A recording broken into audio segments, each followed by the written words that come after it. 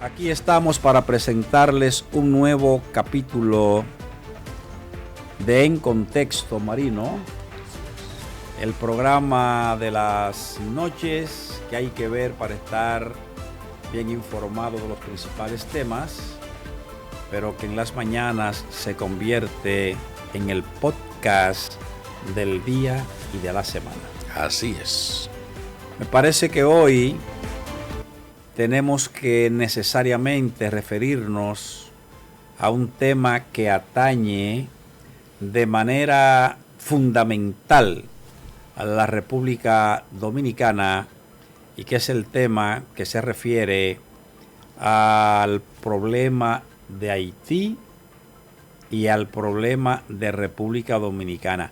Porque la gente piensa que el problema es solamente haitiano. No, el problema es de ambas partes de la isla de Santo Domingo. No de dos países, porque Haití como país, Haití como nación, está en este momento lamentablemente con las instituciones colapsadas, muy tristemente para ellos y también para nosotros por la presión que eso representa para la República Dominicana. Así es. Pero vamos a proceder como de costumbre. Vamos a ver si el señor director nos pone el periódico Su Mundo Digital, cuya portada siempre solemos ver. De modo, Marino, que me gustaría que usted haga lectura junto con mi compadre Freddy de las principales en portada en Su Mundo Digital, el periódico digital cercano a la gente. Así es. Y en Su Mundo Digital, donde decimos toda la verdad, en las globales, el Vaticano confirmó que el Papa Francisco murió tras sufrir un derrame cerebral. Esa es la información oficial. Quiere decir que, Freddy, la situación respiratoria del Santo Padre, que en principio fue por lo cual tuvo que verse interno, ¿verdad? Ese quebranto de salud parece que nunca lo dejó tranquilo por completo, aunque salió de la clínica después de más de un mes de hospitalización. Finalmente un derrame cerebral, según se ha determinado, terminó con la vida del Papa Francisco. Yo no sé por qué Héctor no está hoy aquí para que diera su opinión, pero mi querido compadre Freddy, yo sé que va a emitir un juicio sobre el tema del Papa Francisco. Gran Papa, Freddy. Un gran Papa. Sí. Creó un concepto diferente de hacer un papado que llegara más al pueblo, más popular, más sencillo, más progresista. Por eso era jesuita, el primer jesuita que llega al papado. Y entonces, lo del derrame cerebral hay que contar con que el Papa tenía 89 años. Entonces ya era una edad en la que es frecuente cualquier tipo de problema cardíaco o cerebral.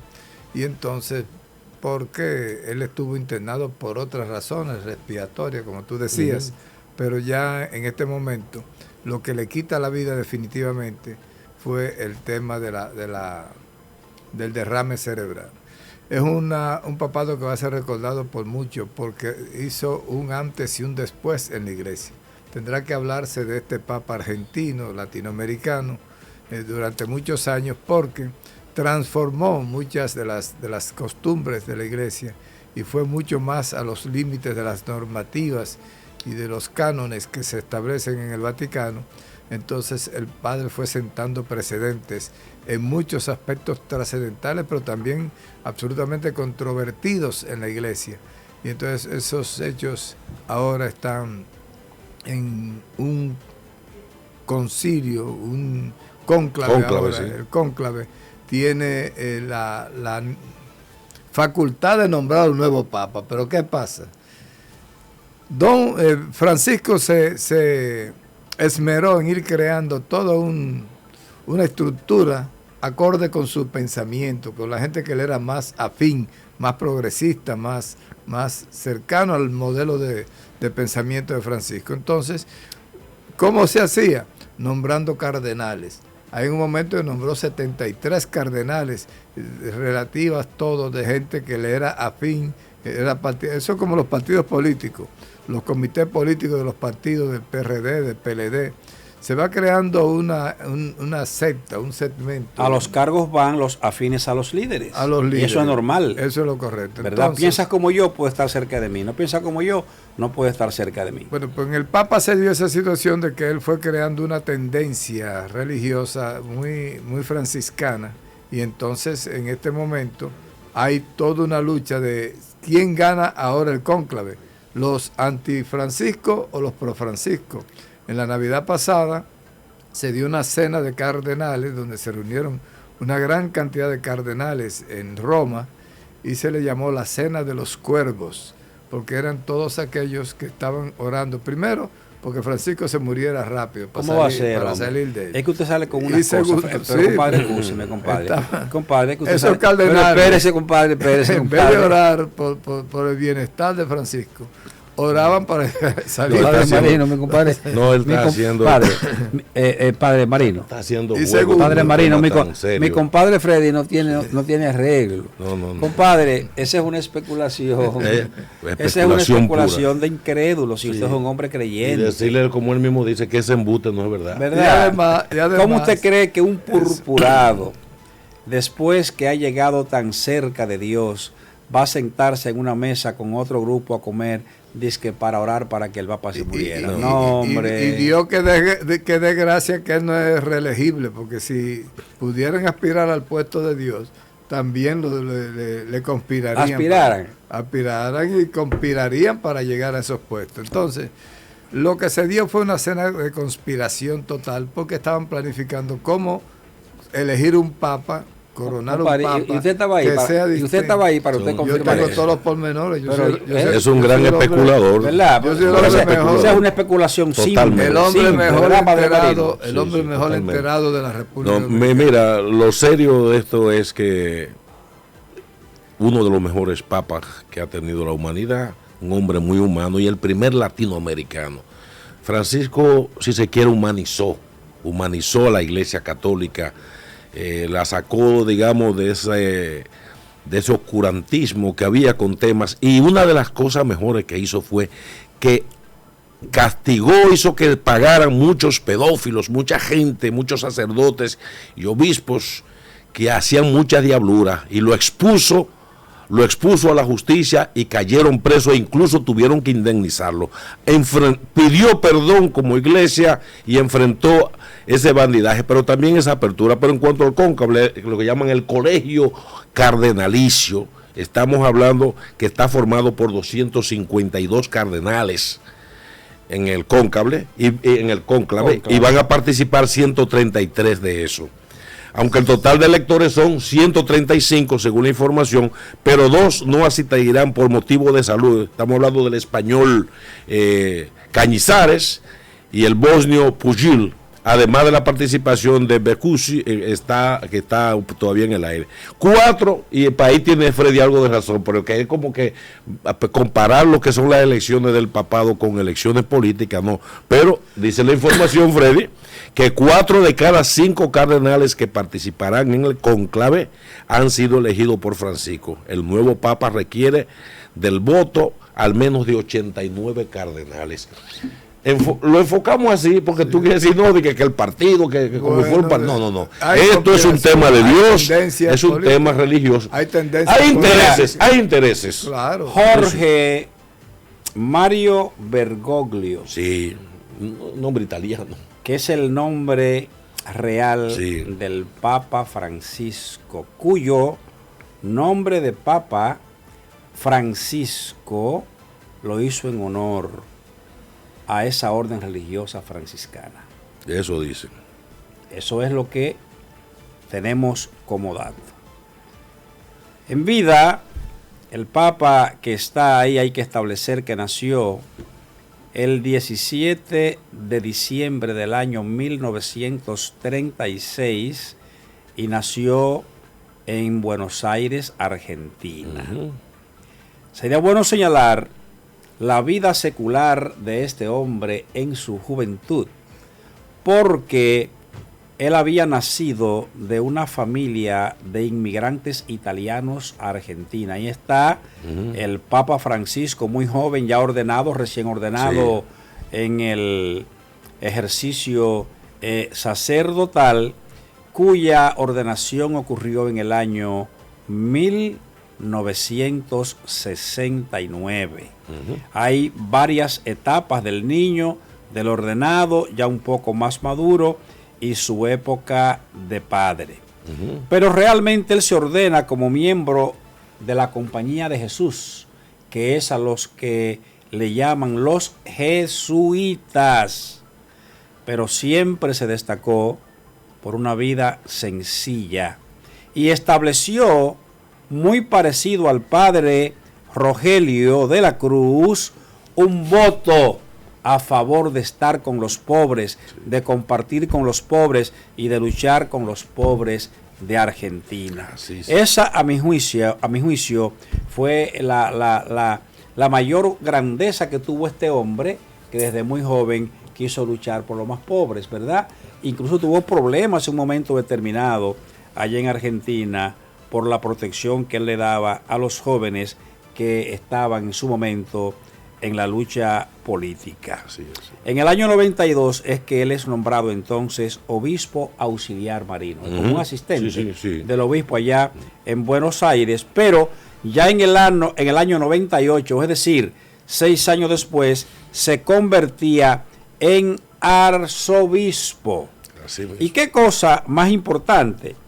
Y es que en el año 2001, 3 años después de arzobispo, lo nombran cardenal. Así es. O sea que su vida fue ascensional. Totalmente. De una manera espectacular. Y hay que decir que aún él como cardenal siguió viviendo su vida sencilla, al extremo de que nos cuentan que entraba a la cocina y él mismo preparaba sus propios alimentos. Así es. Cosa que siguió practicando después de haber sido electo como papa el día 13 de marzo del año 2013, siendo el Papa número 266 de la Iglesia Católica. Y recuerden ustedes que él pasa a ser Papa tras la renuncia de Benedicto XVI. Ustedes recordarán eso, ¿verdad que sí? Sí, claro. Entonces yo creo que la característica del papado de él hay que destacarla también. Primero, fue el primer papa latinoamericano. En segundo lugar, era un cuidador del medio ambiente. Incluso él dictó una encíclica papal. Los dos papas y Benedicto. Antes y después. Ahora, fíjate la humildad del Papa Francisco cuando está saludando a Benedicto, su antecesor, con qué humildad él le mira, Claro. esa ternura, Sí. esa compasión que habla de un hombre sano, la admiración y que sentía habla por Ratzinger, de un hombre de bien. Sí. Entonces, él hizo una reforma, Los dos papas. Sí. hizo una reforma a la curia romana e implantó el diálogo religioso, defendiendo siempre el acercamiento de la iglesia a los más necesitados y a los inmigrantes marinos. Sí. De modo que creo que estos minutos que hemos tomado del programa de hoy para hacer esta apología, si se quiere, esta historia, esta reseña, ¿verdad? Sí, del una Papa semblanza. Francisco, esa semblanza, ¿verdad? Él la merece válidamente y la merecen todos los pueblos cristianos del mundo. La Iglesia Católica es la iglesia mayoritaria del cristianismo. La iglesia evangélica protestante va seguido después de la iglesia católica, pero lo más importante es que yo creo que la fe cristiana es la que le da el verdadero valor a los pueblos, sobre todo a aquellos pueblos que deciden por la opción democrática. Porque hay naciones que toman una decisión por otra opción de Estado, como Estado-nación, como Estado-república, y entonces esa opción se distancia del cristianismo, que son dos cosas importantes. Leía yo un documento hace unos días acerca de un importante internacionalista, donde él establecía, mi compadre Freddy, la diferencia entre el pensamiento asiático de los chinos y el pensamiento de nosotros aquí en América, en la parte occidental del mundo. Y decía él que una de las cosas por la que él ve con dificultad grande, las decisiones del presidente Donald Trump, oiga bien lo que voy a decir, Sí.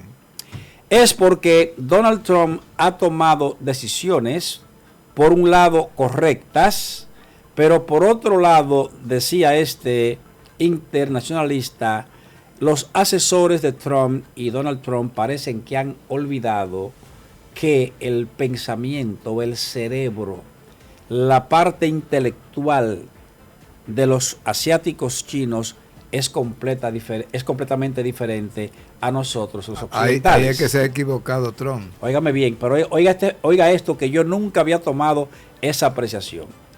Dice ese internacionalista que nosotros en Occidente estamos acostumbrados mayoritariamente a la libertad y a la democracia, e incluso al individualismo, al éxito personal, al éxito unitario.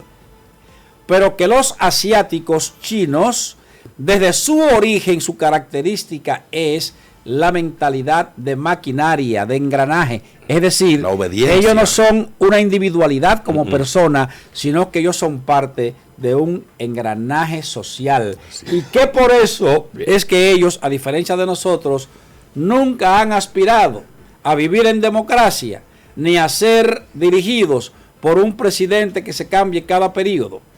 Pero ocurre que ese mismo pensamiento se puede trasladar también a Rusia.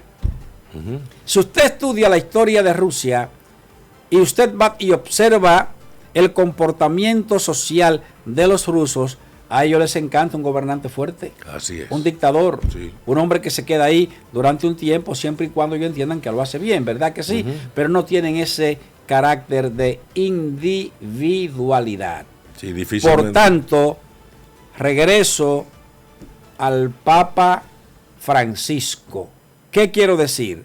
Cuando él nombra a todos estos cardenales afines a su pensamiento, estaba precisamente nombrando a gentes que junto a él podían hacer, más que una tendencia, yo le llamaría imponer filosóficamente un nuevo criterio de fe cristiana en el mundo. Aquí